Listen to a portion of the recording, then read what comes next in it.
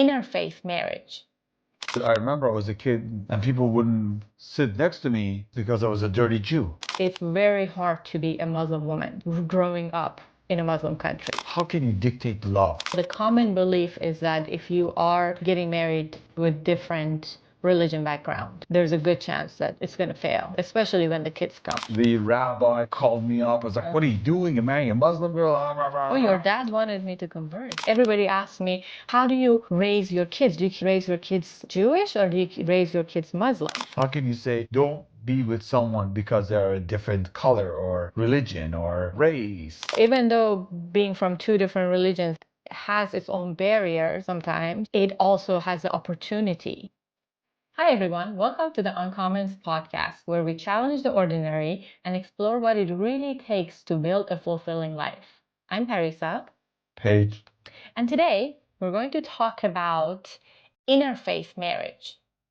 Muslim, Jewish, and we were raised very differently in different countries. I grew up in Iran. You spent most of your childhood here in the US. Since I was 12. Very different backgrounds, aside from both of us being Iranian. So as far as religion goes, nobody expected us to get married because Muslim and Jewish people don't get married to each other, apparently. And usually Jewish families are very strict in getting married within Jewish families. And my family is even more strict because I was born into a Muslim country and we were kind of, we had to be Muslim, but my family is traditionally Sufis. There's a lot of spiritual aspect of it, but they do not like getting married outside of that circle. Like they want their religion or whatever the traditions to stay within the circle. So it was very against the odds for us to be married on top of everything else that you know by now, but religion was a big one. Do you want to talk a little bit about your family and how what being Jewish means to you and what it means to marry somebody who's not Jewish? The Iranian Jews are a little different than the American Jews, for example, but we're not very Jewish family. Like we're not very strict. We didn't keep kosher. We live in a Muslim country, but the Iranian Jews are the original Iranians. We've been there from the beginning of the Persian culture, and the Iranian Jews always stayed together and married within the Jewish culture, even though we didn't really practice a lot of Judaism. We did the high holidays and so forth. And we had Shabbat, which was not a religious thing, but more of like a reason, an excuse for the whole family to be together one night a week, no matter what happens. Which now that I look back, I cherish those moments. It was amazing that you have the entire family get together every week, no matter what. And even when we got older in the US, all the kids went to the families, they had their dinner, and their Friday night started late after they had been with the family. And everybody knew, but I grew up in Iran with mostly Muslims. A lot of people thought we were just Muslims, especially when I moved to the US after the revolution. There's a lot of Jews and Muslims migrated out of Iran. And there's a little bit of a distinction between the Jews and the Muslims, the Iranian ones. They're just different and just in simple ways. And so everybody thought I was Muslim. All my friends were Muslim. So I was exposed, and I really also personally down deep inside, I just didn't understand religion. I like the fact that people have belief, but I always thought that all these religions is just a way to segregate humans. Like I just never understood like how can you dictate love? How can you say don't be with someone because they're a different color or religion or race or belief, have a different belief than you? Well, I understand it a little bit. I mean, I'm not down deep inside, I'm not religious, especially being raised as a Muslim towards that religion. I have trauma from it because I was raised in Iran. I have a lot of trauma from Islam being forced on us and having to be Islam. And the way Islam entered that country I do have a lot of respect for people who have the faith and they choose to be Muslim and they practice it. And we do have a lot of friends who do, and they're great people. But for me personally, it was forced on me. I didn't have a choice. I couldn't decide. It was like a lot of oppression that came from the government being Islamic, being a woman and being raised in an Islamic country. I mean, it's rough. It's rough. In Iran, women could vote, thankfully, which was a luxury. Like when you look at all the other countries around it, women could drive, women could actually work, which is nice. Like we went to school and to college and all that, but still, like just being a woman in an Islamic country, men get a lot of freedom, a lot of perks. Like men's testimony at court, one man equates two women's testimony. It's just like you're half a man, no matter what you do. Yeah. Men get paid twice for the same thing as women. So it is a lot of, I don't want to sound like a feminist movement because I don't believe in that, but it's very hard to be a Muslim woman growing up in a Muslim country. And Iran is it got it good for women compared to all the other countries. Like in Pakistan, a woman cannot, in a lot of cities, a woman cannot walk outside of the house without being accompanied by a man. Like you can't do that.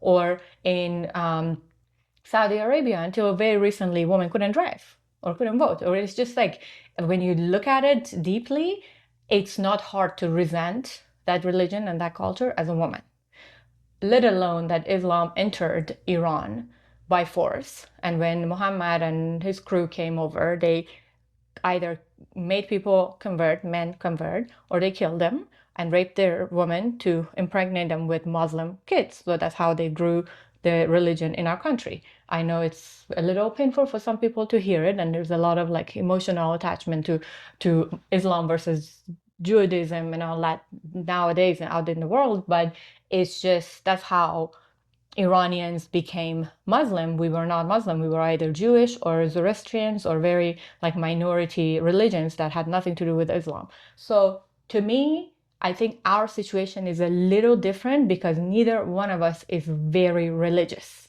If you were very religious, and even if you wanted to keep kosher, which is very basic for being Jewish, like we would probably have a little bit of a hard time because I don't believe in it, you know? Or if I wanted to do some traditions from Islam that I know you have a lot of emotional attachment to that too in a different way. Like when you grow up in Iran, like they would call you names because of being Jewish and all that. By Muslims, you were like disrespected because of being Jewish. So if we had a little more attachment towards these religions and the religion aspect of it, not just culture, but the true religion aspect of it, I think it would have been different. And then it becomes difficult when you raise kids together. I think that's why a lot of our like grandparents and their grandparents, they would not let their kids marry outside of the religion because then it becomes hard to decide like how to raise kids. Yeah. I think if our family was any more Jewish than they were, things wouldn't work out. I remember I was a kid and people wouldn't sit next to me at recess because I was a dirty Jew. Yeah. And then I moved to the U.S. and we thought we'd come after the revolution. And, I lived in L.A. in the white neighborhood and they were doing mandatory busing to integrate the blacks and the whites. So I got bused to downtown LA with all the blacks when I first moved to the US. So all my friends were black. And I saw the racism there. So seeing the racism, I kind of like, I was the other way around. I was like, you can't judge people by their, race or color. And no matter what the Islamic people thought of me when I was in Iran. I have so many good Muslim friends that are really good Muslims, right? They pray, they're connected to God, they believe, they do good things. They're just great people. They're very close friends of mine. So even though I understand what you're saying as far as the Persians, we Persians have a very, very deep connection to our culture, greater than our religion. Yeah. Right. So I remember in Iran, there was like there's a big soccer tournament, and the Israelis were there, and Before revolution. before the revolution, and people thought all the Jews are gonna be going rooting for Israel, and none of them are rooting for it. It's all about the culture, Iranian. Like I'm an Iranian Jew. I'm Iranian first. Period. Dot. I'm a Persian Jew, right? Persia first, right? So, and same thing with a lot of the Persians that are now Muslim, because Muslim became the religion, but before there was something else. So the culture lives deeper within us than anything else.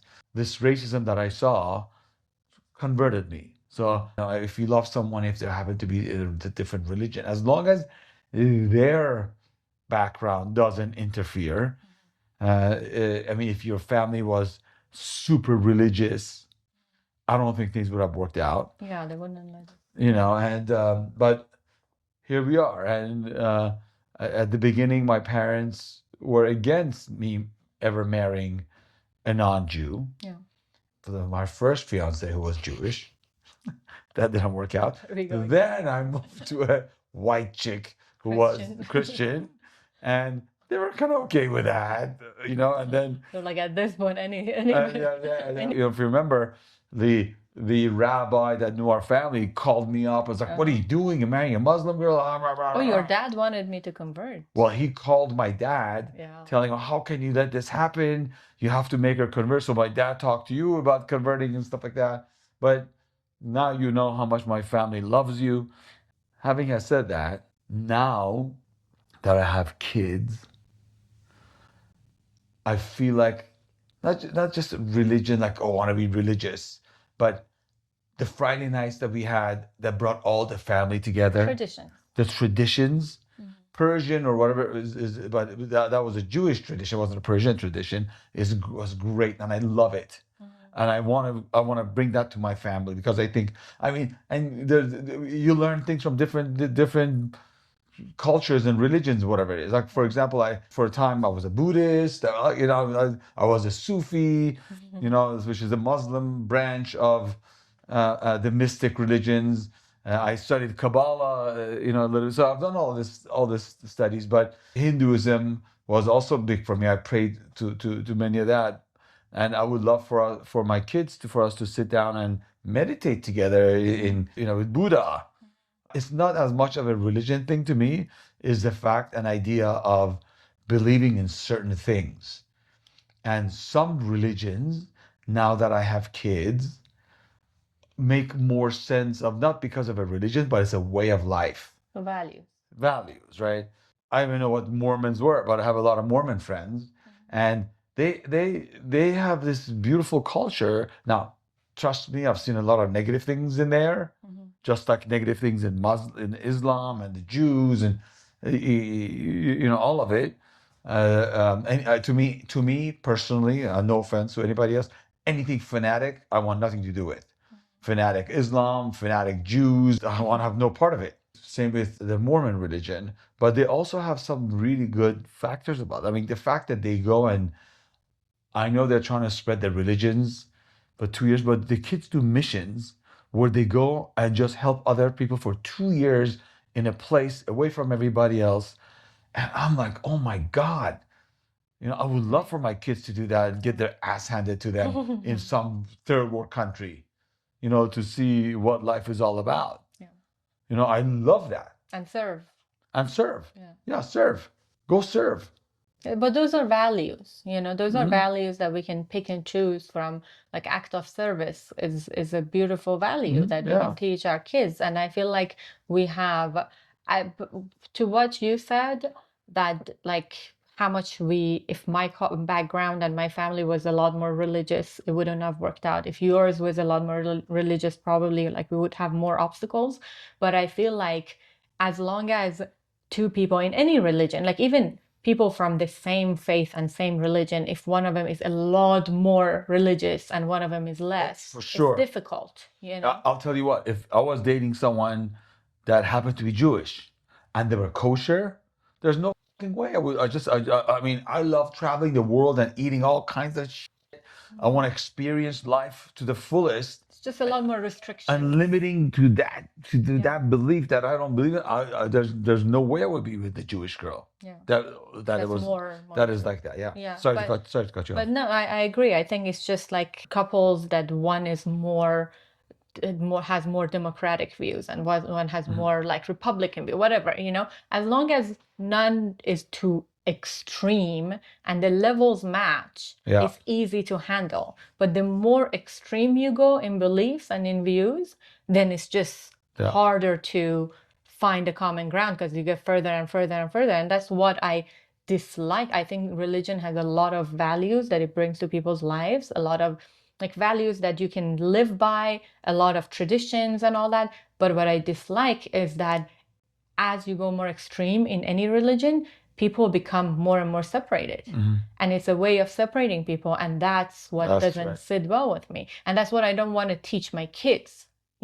So I think it's a beautiful opportunity. Like everybody asks me, so how do you raise your kids? Do you raise your kids Jewish or do you raise your kids Muslim?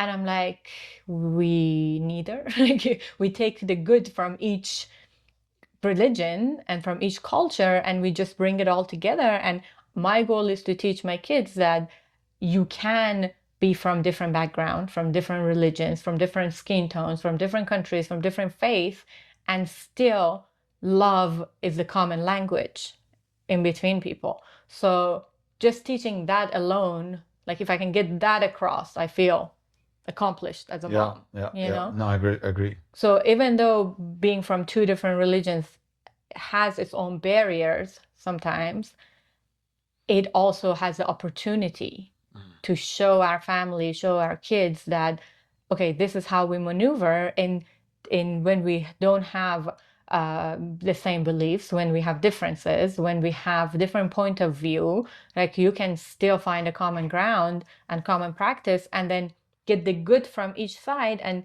create our own cultural traditions, that we just live by. Like we do Shabbat dinner most of the times now, or we do celebrate most of the high holidays. It's fun for the kids, we get together, we have fun. Like it's just good memories for them.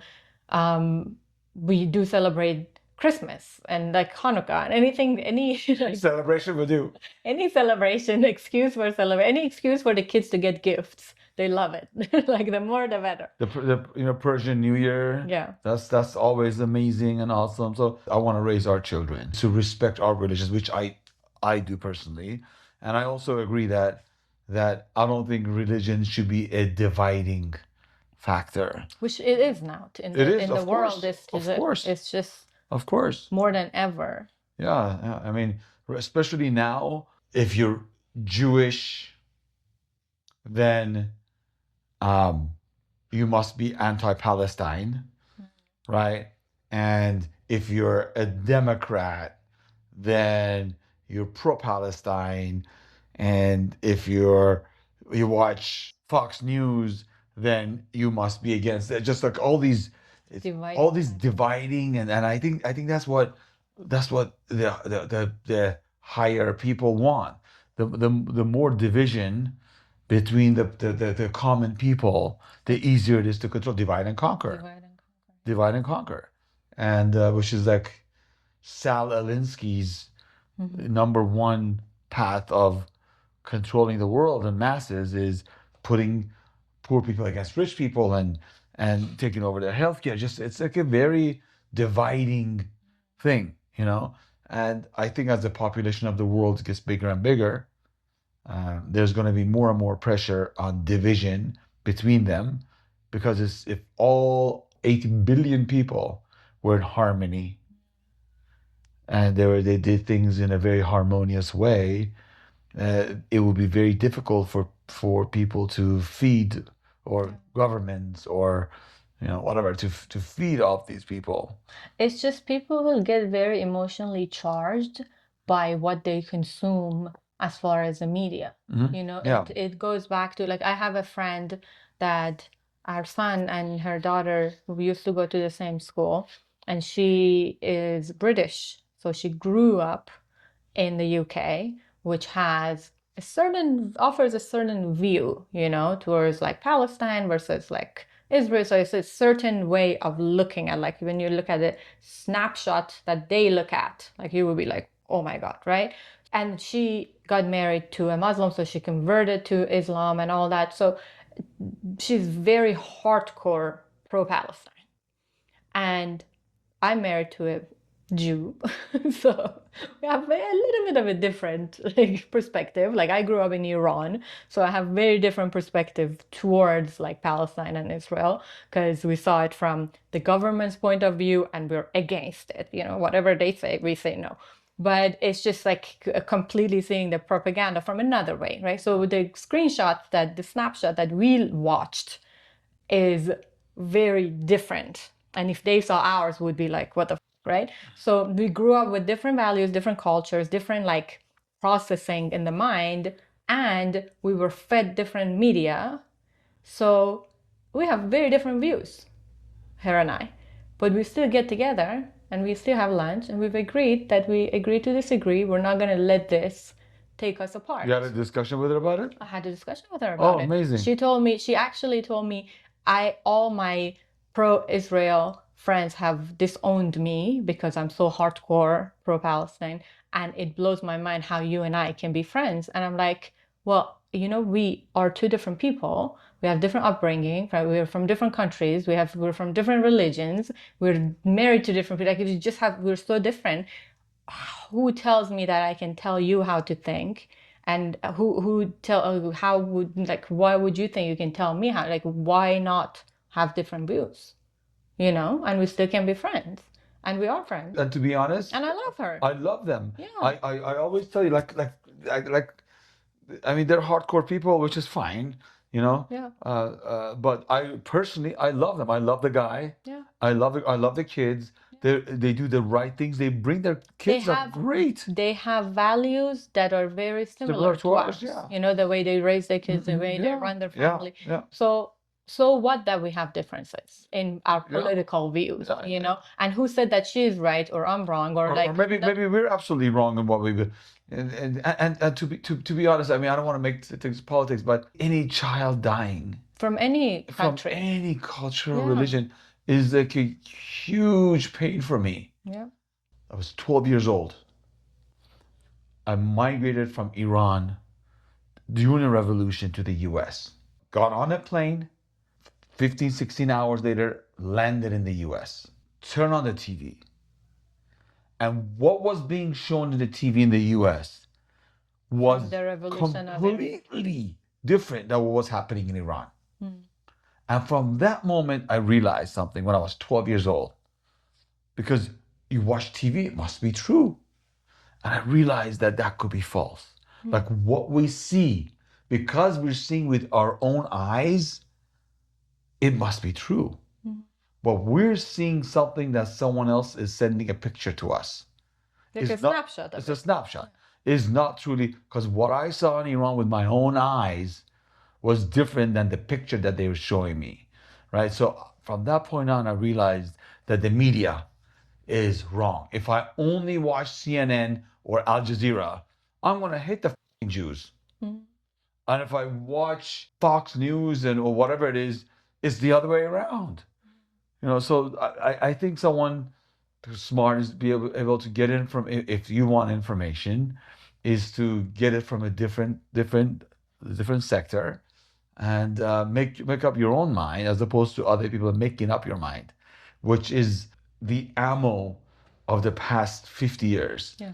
Is making basically chewing stuff for us and putting in our brains without letting us chew it, dissolving and understanding what it is. Yeah, but it's an art, It's a great art. It's a great art to grab something. Anybody who has experience in movie making or like media or marketing campaigns or any of that, I mean, it's just, if you get up and you turn on the news and it says, the weather is great, skies are blue, and everything's fine.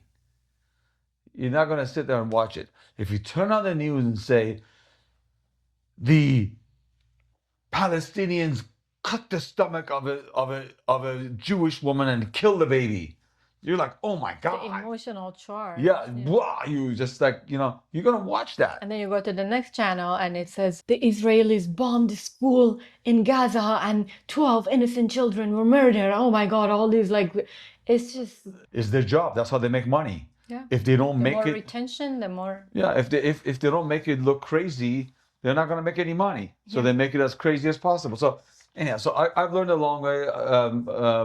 To me, religion has as good as bad. I mostly look at it as a way to segregate people, and it's been happening forever.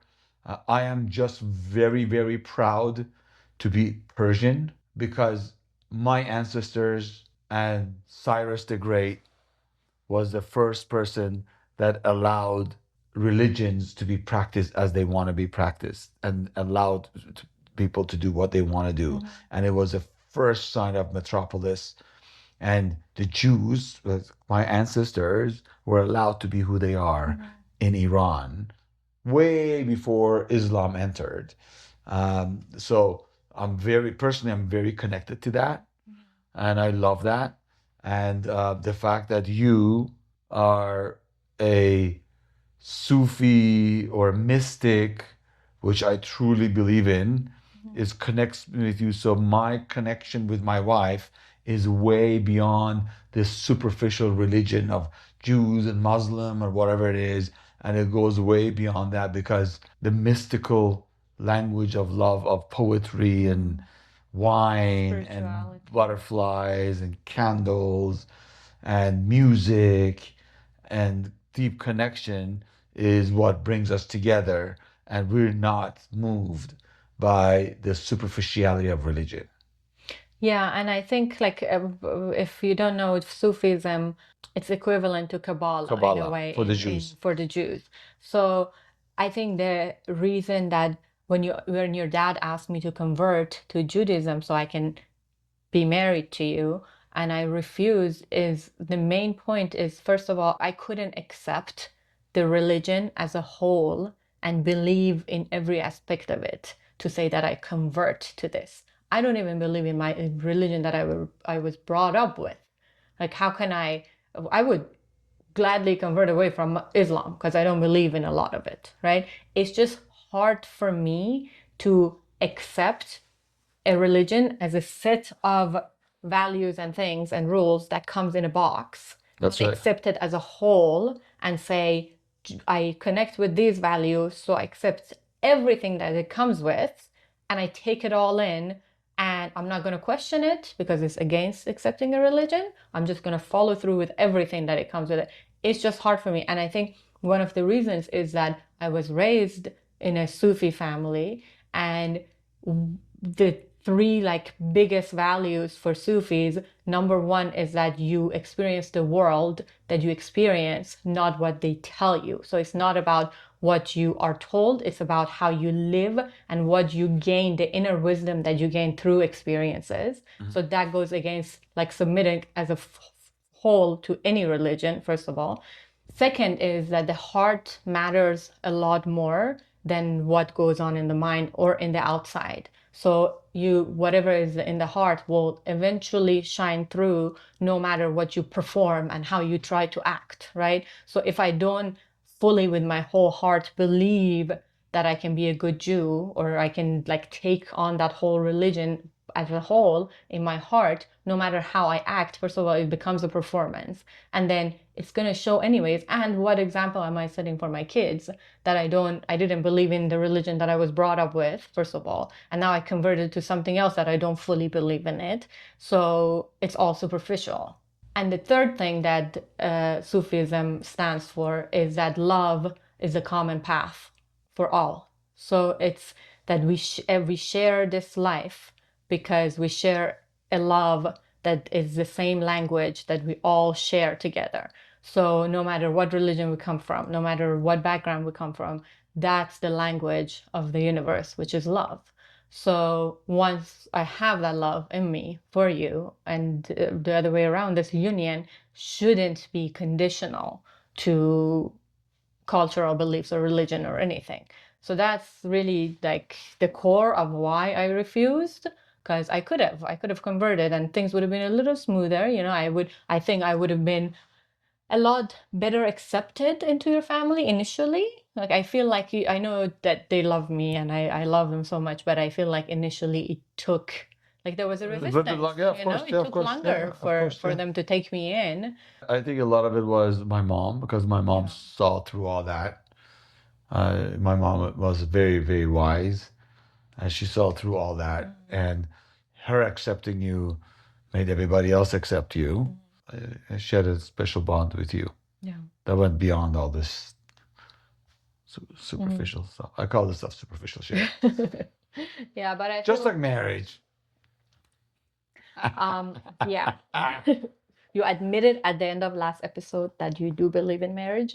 So we're done with that topic. Kinda. Superficially, yes. Yeah. The common belief is that if you are getting married with different religion background, there's a good chance that it's going to fail, because especially when the kids come. But I think what we have experienced so far, like even especially because Leon, our oldest son, his mom is Christian. Yeah, yeah. So, and he goes to church and all that. So it's a completely another one added to the mix. But I feel like that has helped us a lot to just be that family that's more accepting to different cultures and different beliefs. And that's what I want to carry through and through our kids, to just show them that it's not about a label. You can't just label and divide people like that. I mean, you have Muslim friends that you fast with them for Ramadan, and I don't. You just go and have iftar together, but it's just a different. Yeah, I do it every year. One day I go and I do the Muslim fast iftar for Ramadan, and I love it. And I do the Jewish fasting. I fast all the time. I fast 36 hours a week anyway, so it's like whatever. Doesn't phase you. Doesn't phase me much. I can't have any water or drinks. But at the end of the day, I respect all religions. I respect what people believe. I respect what I don't respect is when people don't respect other religions and they try to force their own beliefs. Force anything, yeah. And what I don't respect is the skewed vision of what true Islam is, because I respect that. I have a lot of friends that I respect so much for who they are as Muslims. But looking at the Islamic Republic of Iran, I'll be very clear. I have zero respect for that, because they've taken Islam and made it some bullshit that is completely unacceptable and just has no merit at all whatsoever. I think you can take any religion to extreme. It has a potential. Any religion has a potential to be taken into an extreme and be something like completely disturbing. But I feel like I've been very traumatized by being raised in Islamic country, so I have a different trauma response to it, which I'm working through. I think it's a sensitive subject because of all the stuff that's going on right now, but we do share the same culture, right? Our commonality is our culture, right? And we were in deep grief when the Islamic Republic killed all these young, beautiful children and young people, or older, whatever it is, and murdered them. And it's been very, very traumatic for us, I think. So. And it's interesting to to just witness the world right now, because like Muslims are fighting, like Israel is like attacking Iran, they're fighting the Islamic regime, Americans are interfering. It's just like I don't know, being Muslim and a Jew and watching this whole thing is really like one of the interesting times to go through. We'll see how it turns out. I'm sure the world will be fine. We will live through it. We'll live through it. We've lived through way more challenging times. Yes. Yeah. Well, thank you, everybody. Thank you for watching and listening. And if you have any comments, any challenges that you might be experiencing being in an interfaith marriage or relationship, or anything that you can add that we can maybe practice and make our family more beautiful and more loving as a result of it, we would love that. And we appreciate you. Ciao.